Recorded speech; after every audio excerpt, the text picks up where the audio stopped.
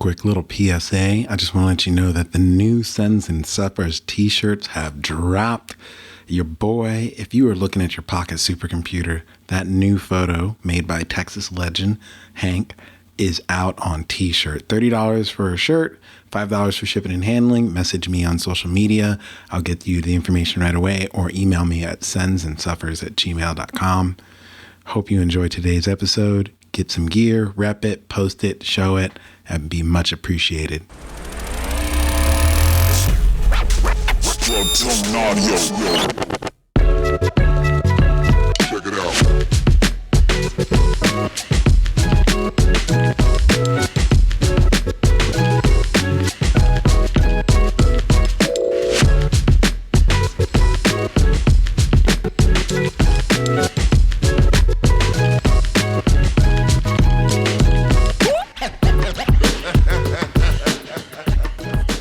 Organic Climbing is the official sponsor of Sends and Suffers podcast. And if you didn't know, now you know.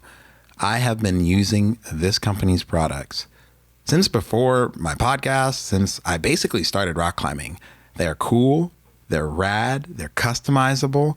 You can get bouldering pads, chalk buckets, backpacks. They've got shoes. They've got almost anything you can conceive to make you look fly, to make you functional at the crag. Check out Organic Climbing. Put in Sends and Suffers at your purchase. It helps this podcast out and really support someone who has been supporting the conception of climbing communities since the beginning.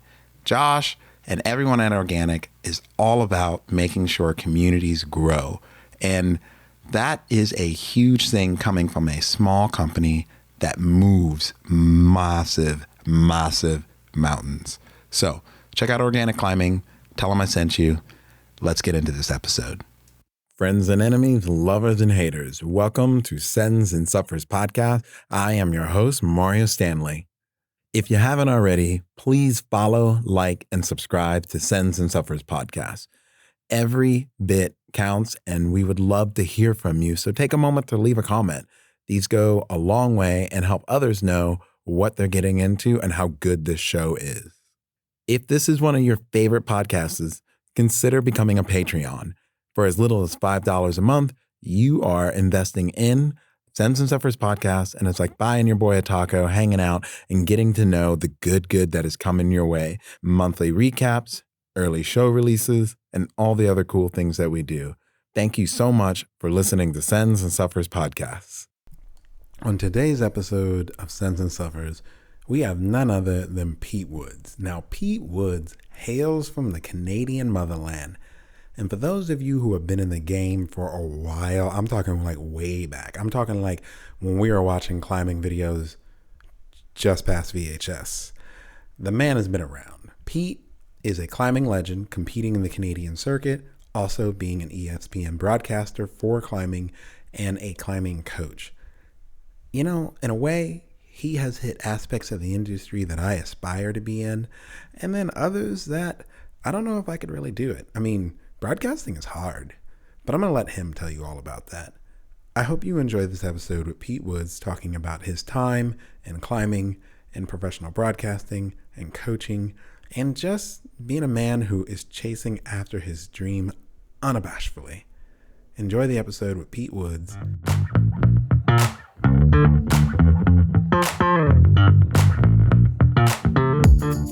Pete, how are you? I'm good, brother. How are you? Doing all right. The last time I saw you was in Salt Lake when you did a podcast with Chris, our boy, Chris Hampton.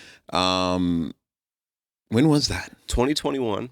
That was my first World Cup as a lead commentator. It's a big deal. It is a big deal, and we did that bit before the first comp. So we did it like it was either 2 days before or the night before, and it was basically like sort of, you know, what are you feeling? How did you get here? But not how was it? So it was kind of a fun road up to like express like this is a big deal, and you know you got to remember that it's a big deal, but don't get too freaked out.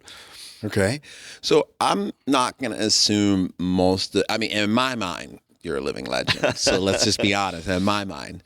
But I'm not going to assume that most of my audience knows who you are, where you're from.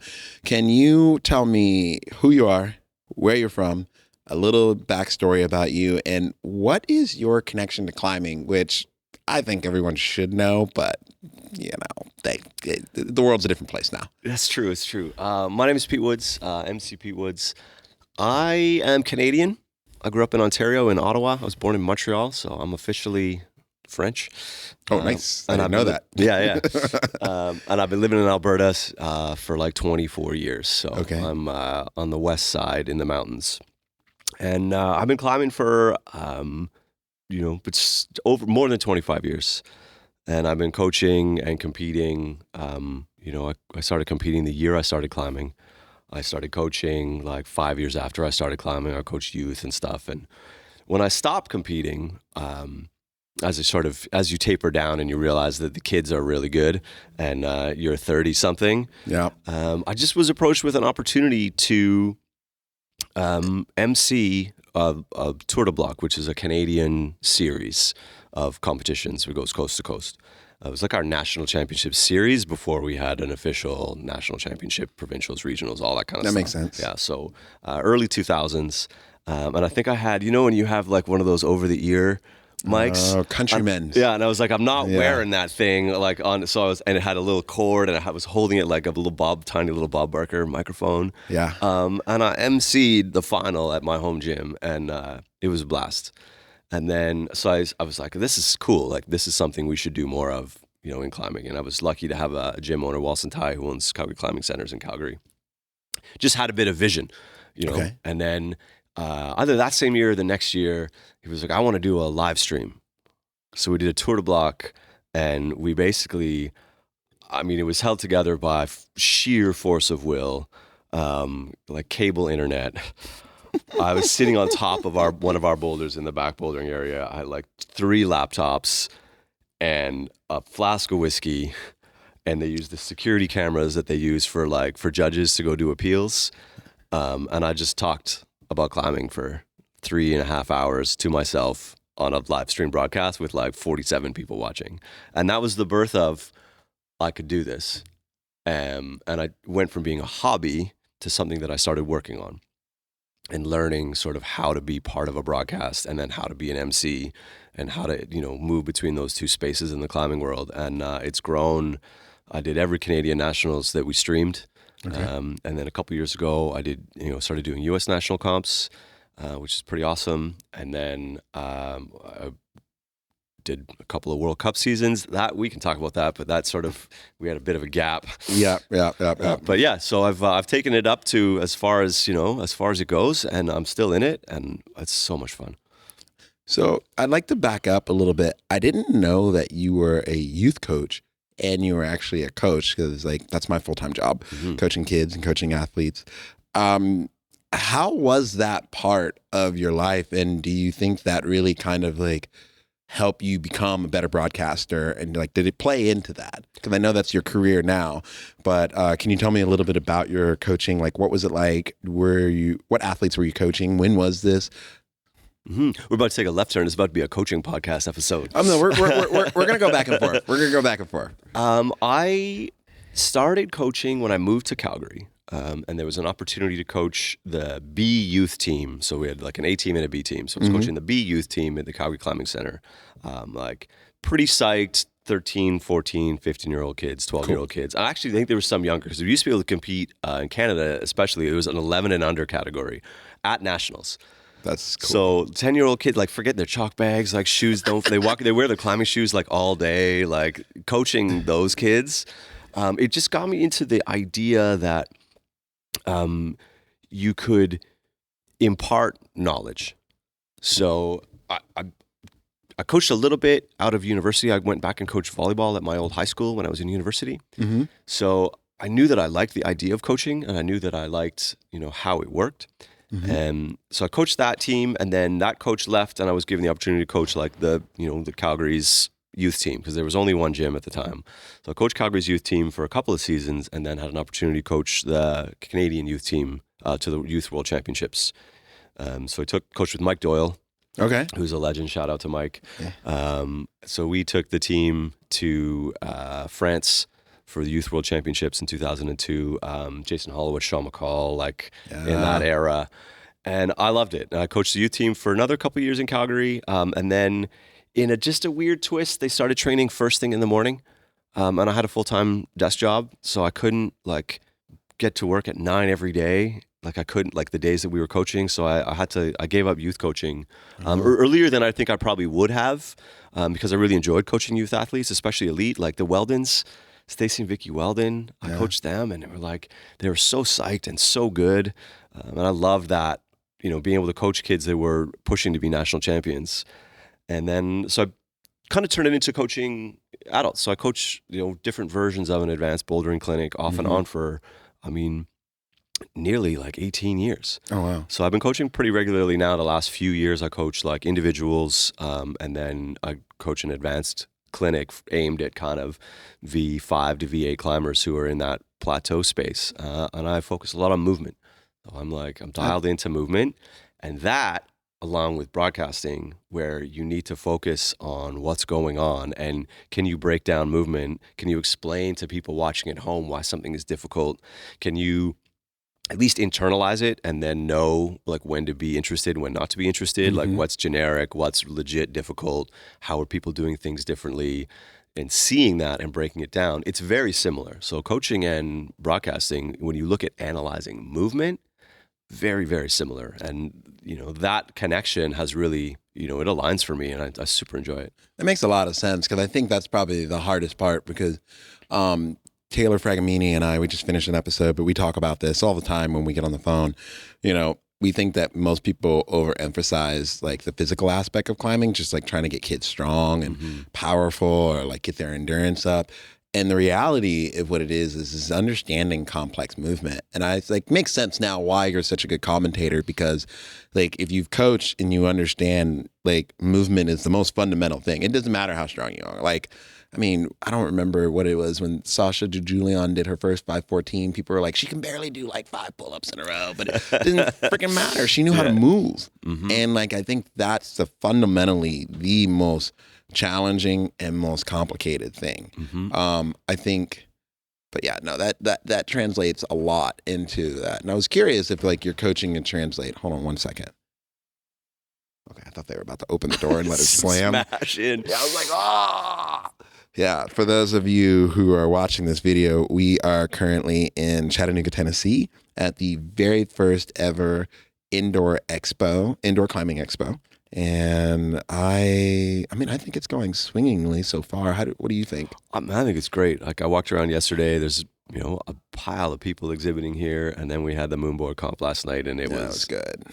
Off the hook good. Can you talk about that a little bit? Who was at the Moonboard comp? And it got a little wild there. I think a few people came in and smashed who people were expecting to come in and smash.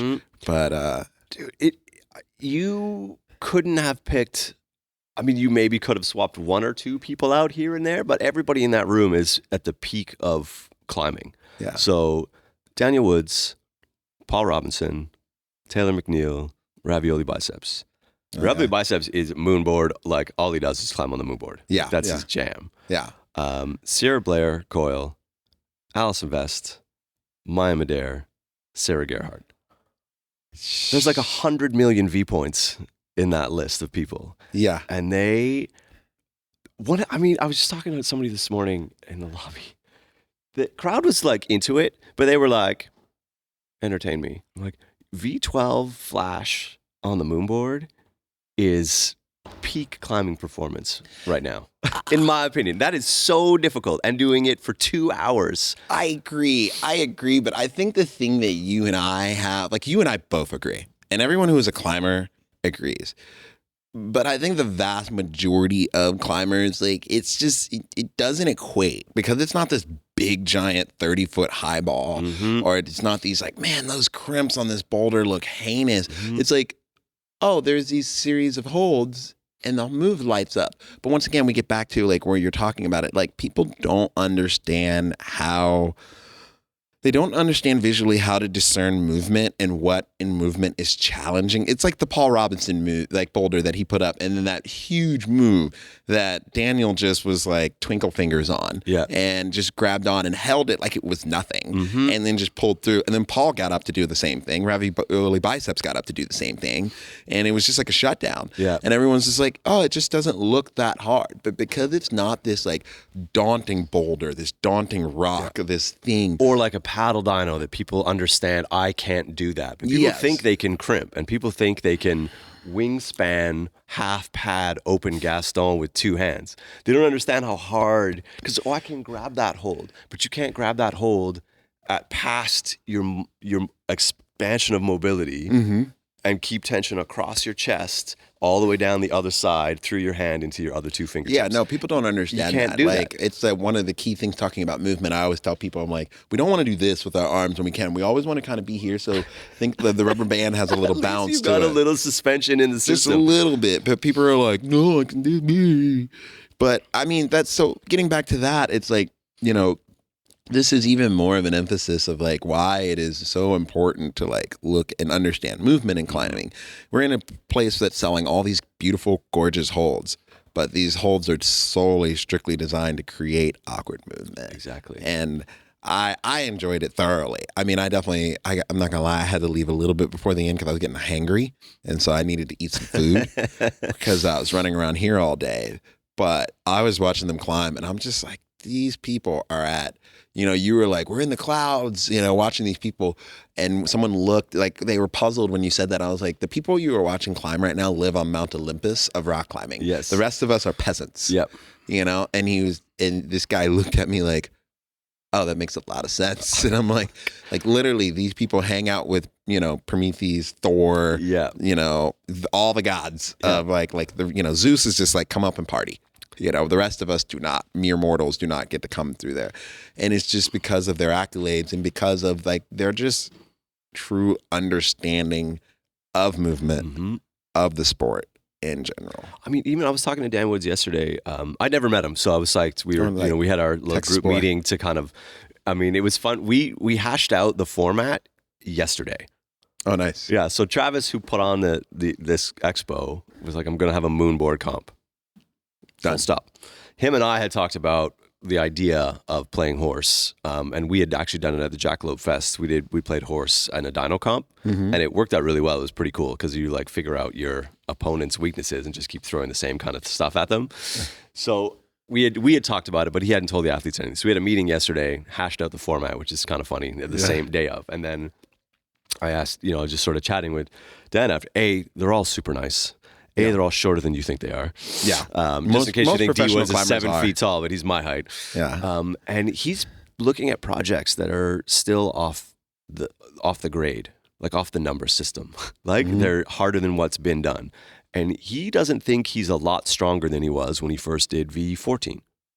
He thinks he understands how to position, how to move, how to be mentally strong, how to look after himself, how to recover, how to prepare, and how to stay up here, how to stay focused after multiple, and when we say multiple, when we're talking elite rock climbing, multiple failures is in the months / approaching a year / more. He's like, you shouldn't do the hardest thing in the world in a month, or why would it be the hardest thing in the world? So you have to settle in for an epic journey. And he's like, you know, we think that professional climbers are like, oh, you're used to it, you just brush it off. He's like, when you want something so bad, you have to learn to deal with the failure. And I mean, is he a little stronger than he was? Maybe.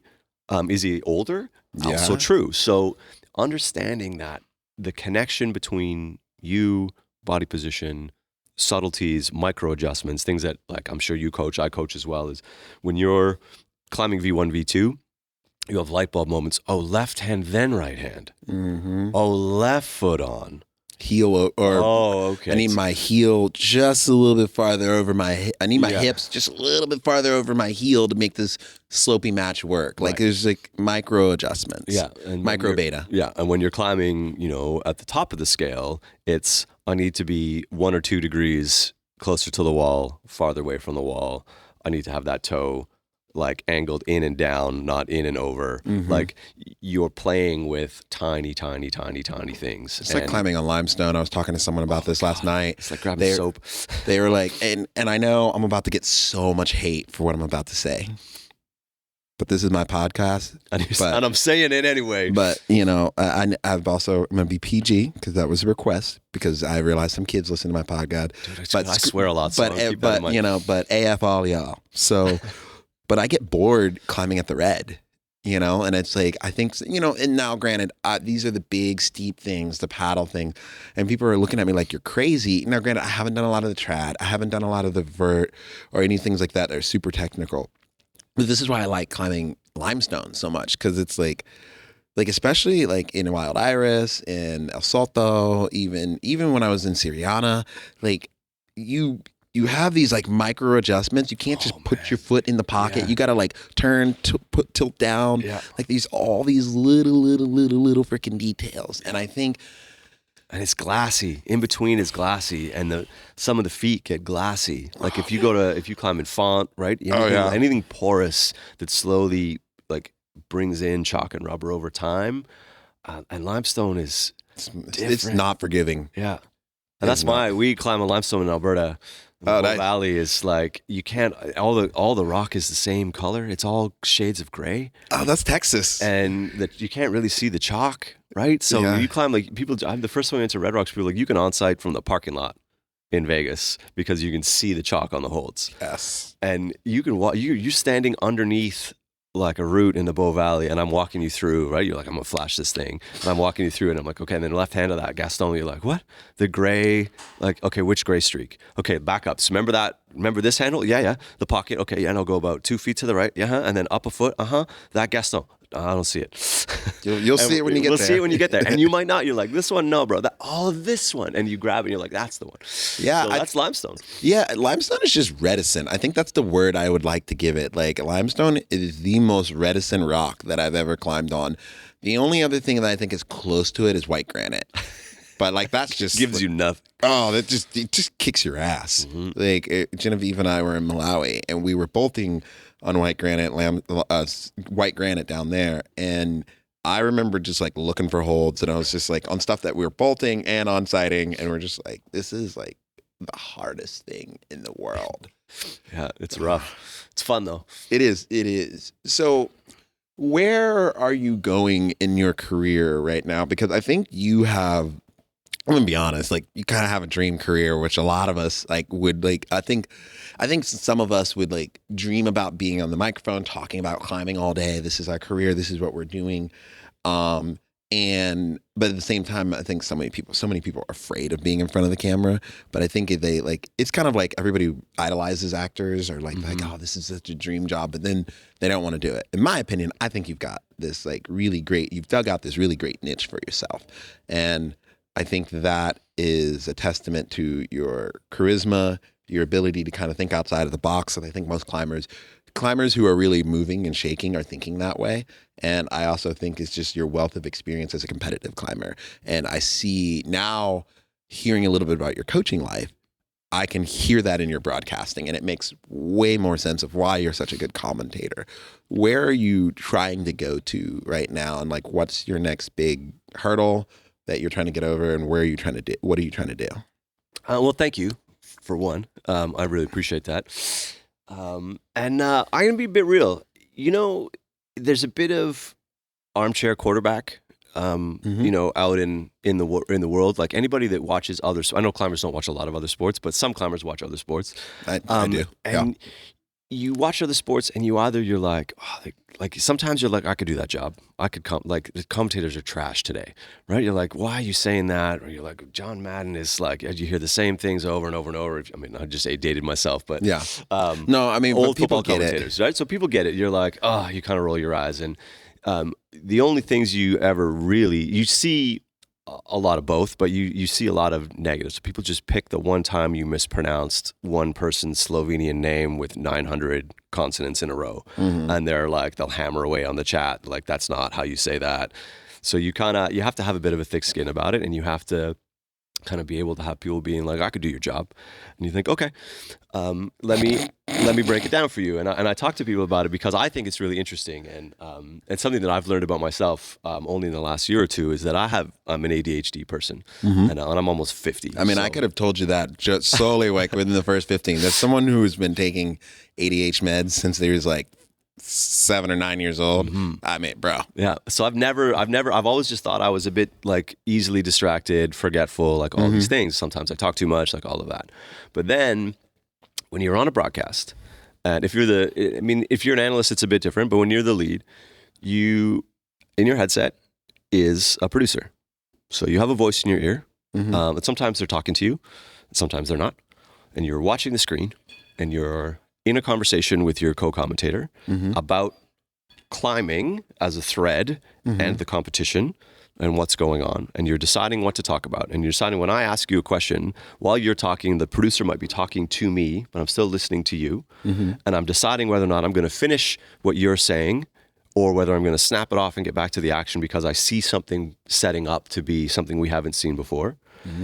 Or am I going to continue your thought and move it to something else or hand it back to you for something that you're the expert on? Or am I going to continue the thought, close it, stop it in the middle, something's happening, producer's talking, something else is happening. Oh, it's semifinals. So there's multiple climbers on the wall. Oh, camera 2. Oh, we're going to a replay. I'm not going to lie, you lost me at the second or. Right? Yeah, like that's a lot. So that's all happening at the same time for hours. Ooh. Not for 10 minutes, for hours. So I've had a few people sit like guest in and just be the analyst, and I get a text message later, I'm exhausted. I'm exhausted thinking about it. And people are like, oh, you coming out? And I'm like, I'm going to crash. Like, it's a lot. So I think that it's a privilege, but I've worked really hard at it. And I've worked really hard to try and be good at it because I think that people watching climbing competitions deserve to be treated to an experience that is on the level with other sports broadcasts. So I take it seriously, and I definitely work hard at it, but it's not easy. It's not the hardest thing in the world. Obviously, it's a great opportunity.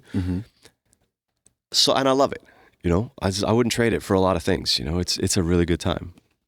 Right now, the biggest hurdle is federations, money, time, and I don't know if politics is the right word, but I mean, politics are involved in everything. I mean, yeah, politics is a broad stroke, but I like to say politics are just people's opinions and people's thoughts. Yeah. So I didn't do the World Cups this year. So we had a conversation at the beginning of the year, back and forth, and my availability for World Cups this year, and then the IFSC made a decision, and I can't fault them. They're still potentially my employer. Yeah. But they decided they wanted a single voice across all the World Cups.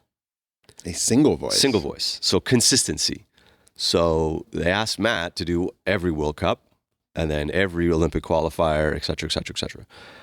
I personally am of the opinion, coming from other sports, that having variety is great. If you watch Sunday Night Football, it's a different pair than Monday Night Football. So wait a minute. Does that mean you and Megan are both not doing it? Well, Megan can still right? So there's a different analyst at every event.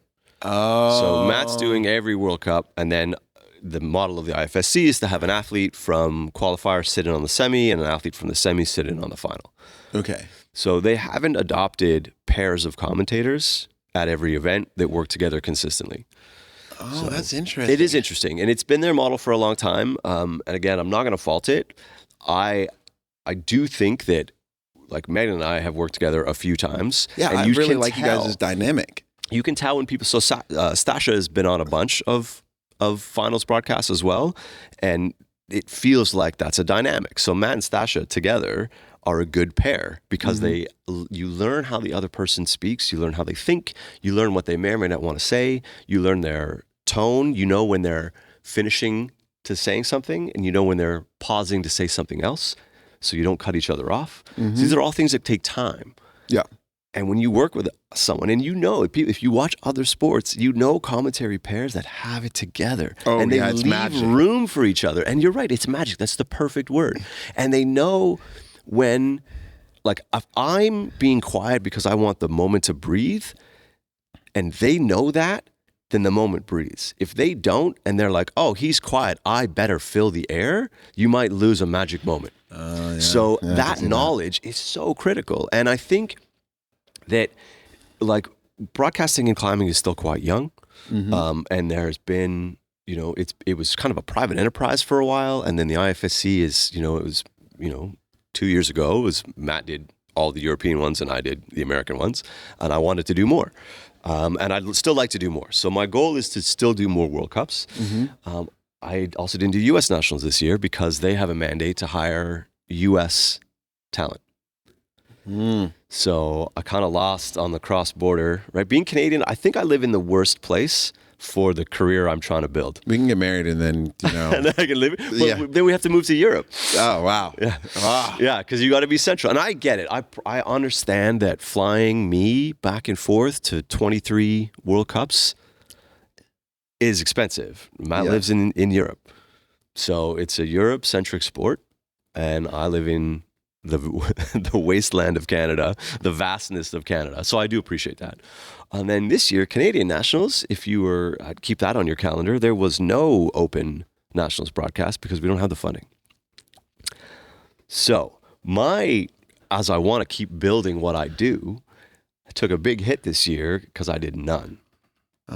So what I really pushed for starting the tail end of last year is I started reaching out to festival like non-sanctioned events and being like, hey, this is me, this is what I do, I'm interested, are you interested? Because I still love to MC. It's still a good time. Commentary is the closest to my heart because of be able to like to coach basically through the screen, through that venue. Because you're coaching the general public. You're like I think that's one of the things that's most important about your job. It's like a good commentator is going to make or break our sport in the long run, because if you are a bad commentator, or I don't want to say bad, if you are not good at translating movement in a way that is educating the general public and making them more knowledgeable on the sport instead of just talking about it, I think that's like the thing, because we need people to be educated in it where they can speak to some degree to it and not just say like, well, none of this looks like free solo, And it's just like, because the rest of us are just shaking our heads like, okay, like there's more depth to this. And the thing is, I don't think it takes a lot to understand the depth. I do think it takes quality information and quality commentating and quality delivering of information to get a concept of the nuance. Maybe that's the best way to say it. Once again, like I don't think it's that hard to understand, but like if you're starting from a bad place, and you're just not going to get anywhere. No, and if you misrepresent the level that you're speaking to and you understand the breadth of a broadcast. So you have people who might be tuning into their first climbing event. You have people who've been watching competition climbing since like, Snowbird. Yeah. So you can't talk down to people and you can't undersell to people. So it has to be consistently inconsistent in sometimes you explain when Megan says barn door, what that means. Yeah. Sometimes you have to let that go. And then you have to be like, we've said this 3 or 4 times. So I did a very interesting thing. ESPN for a couple of years did basically a condensed highlight show of U.S. Nationals and the team trials. So they edited together highlights of mostly focusing on the winners and then a little bit of context. And they turned the bouldering finals and then lead and speed finals into 1-hour broadcasts, which is like 43 minutes with commercials and all that. And then we commentate over it as if it was for the first time. Because obviously you can't just pull the commentary out of snippets because you lose all context. Yeah. So you commentate over it as though we were watching the highlights for the first time. And we did that remotely. So Megan's at home, I'm at home, and the producers are at home. We're all in different places, right? And we have a laptop, and we have a call sheet, and we have the timing, and we just sit down. It's not live, so it's a completely different venue, and it's hilarious because you can make mistakes, and then you get in your own head about mistakes, and then sometimes you cut yourself off, and it's like, whoa. I'm like, I didn't like the way I said that. I sounded like an idiot. And they're like, you were fine. I'm like, I'm doing it again. I'm like, okay. And then you get Nate in your ears like, Megan's used that expression 3 times now. You got to explain it. So you're like, okay, remember who your audience is. Yes, climbers watch this. Yes, people who don't watch it need to understand what you're talking about. You can't be elite in commentary. You have to be even. And the people that, some of the trash you see on YouTube comments are, what is this guy, an idiot? You know, he doesn't know what this is. And you're like, I promise you, I know. I'm just telling this dude's mom who's watching at home, you know, in Chattanooga, what this move is, because she's a new viewer and her son's in, you know, finals for the first time, et cetera, et cetera, et cetera. And in Europe, when you're doing an IFSC broadcast is on like 25 television channels throughout Europe. So the YouTube views is only North America. A lot of people watch climbing and it's on TV throughout. So you have to remember that people might just flip on the TV and be like, oh, let's watch some rock climbing. And you're like, okay, I'd love to watch some rock climbing. I have no idea what's going on and no one's telling me. Are they going to watch again? Probably not. That makes a lot of sense. Wow. Okay. So it is important, right? It's important for our product. It's important for us to grow. I get the Olympics is a big thing. I personally, obviously I tried to get onto the Olympic broadcast the first time. And just that level is turning into who you know. That makes sense. It's pretty tough, and I know people. Like I had some people who, like Olympic athletes that I know who know people, and even I got some introductions through Todd Richards. I don't know if anybody of your people watch like snowboarding, but Todd Richards is like legendary, and he's been doing snowboarding broadcasts for NBC for like forever. So him and I did the Jackalope in Montreal when we filmed it like 2 years ago. And I was like, can you introduce me to somebody at NBC to get to talk about the Olympics? And he was like, I can introduce you, but who knows where it goes. So I'm having trouble getting anyone to even call me back about doing the Olympics. And I've started a year ago. Yeah, I mean, I imagine this is just something you got to keep chipping away. Yeah, and people want it. And if you get into sort of the European, like basically the feed. So the CBC told me, we're just going to buy the feed that the IOC puts out. So we're not going to send anybody or spend any money on doing commentary or over commentary or in studio. And if they're going to do in studio or an analyst like in Canada, they're probably going to pick Sean McCall, Alana Yip, right? A competitor who's been to the Olympics is going to be their analyst. Full points, 100%. Makes sense. But they're going to buy the natural feed that the IOC is going to do. Okay. Yeah. So it's hard to crack the Olympics. I'm not going to stop trying. No, I don't think you should. I mean, I think classic climber, like, you don't back off your project. No. Keep going for it. Yeah. It takes more than one fall to knock me out. Yeah.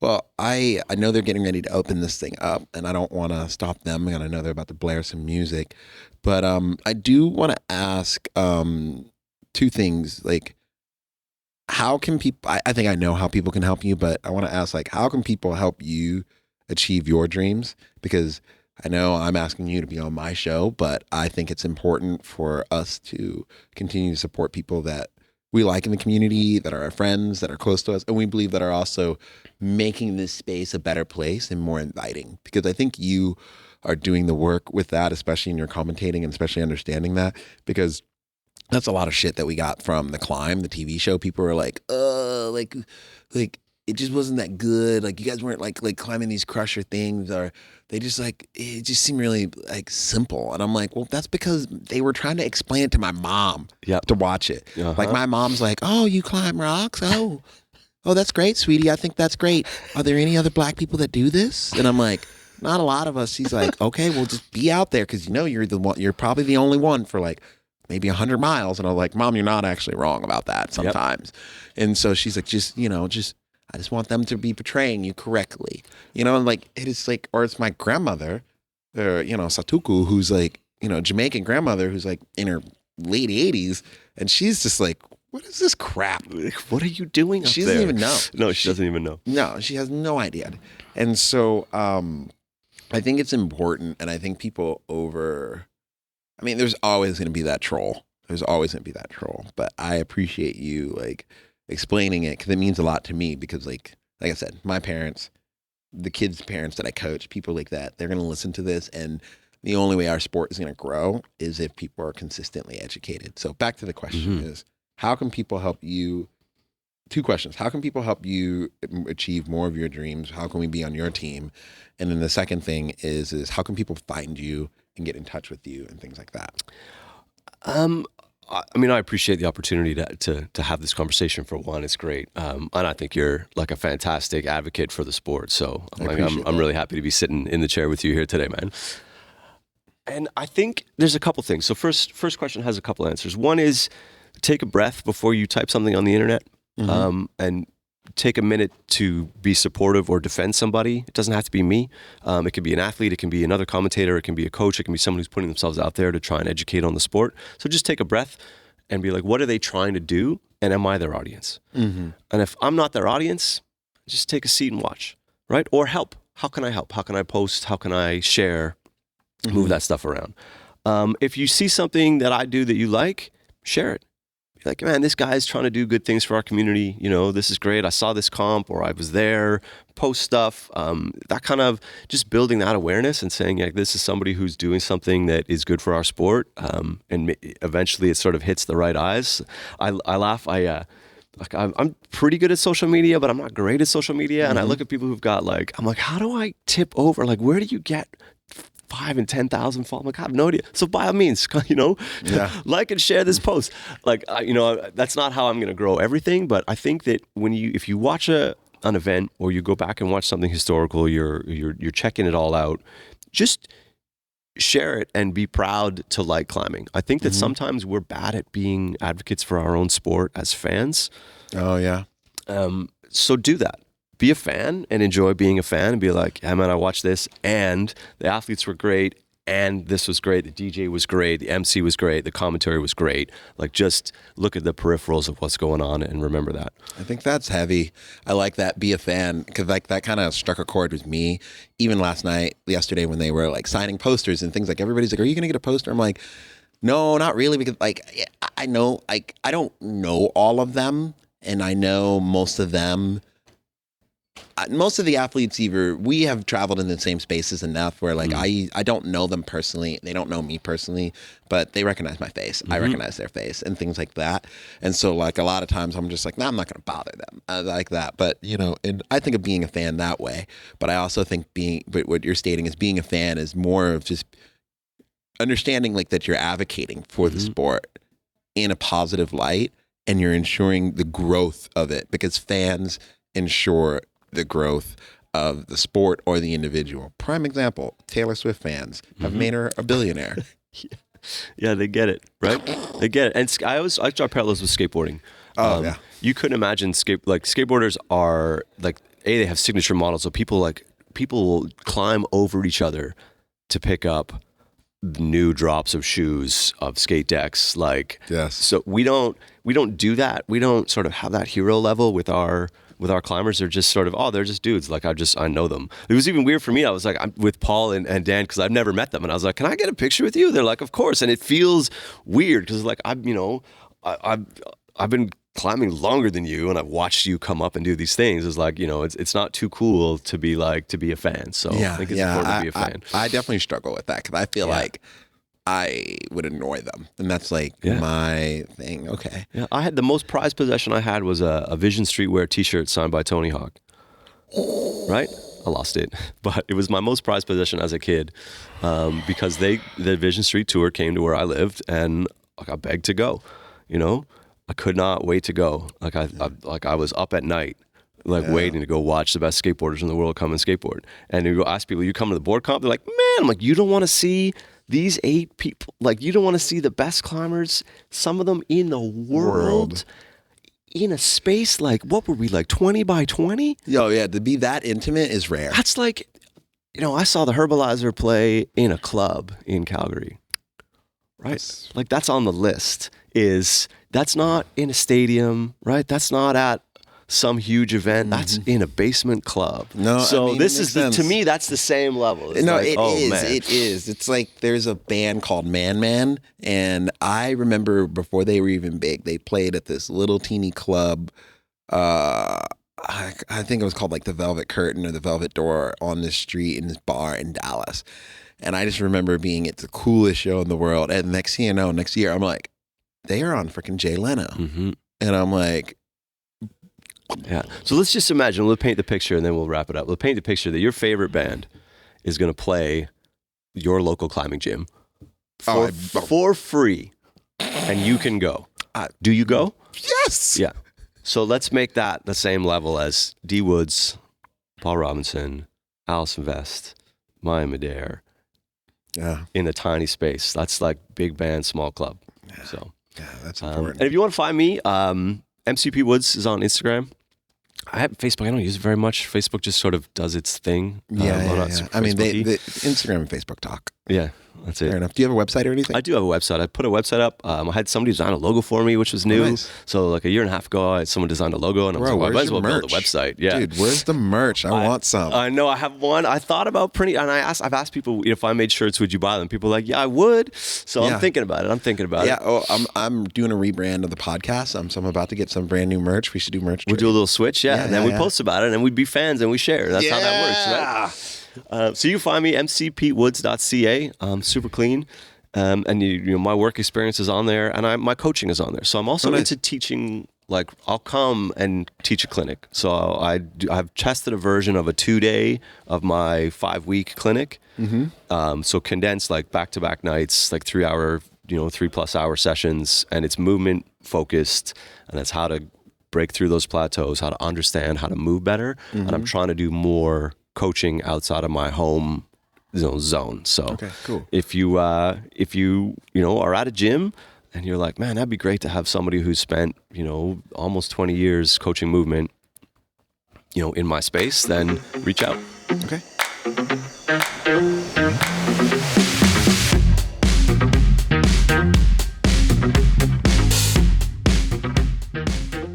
Friends and enemies, lovers and haters, I hope you enjoyed that episode with Pete Woods.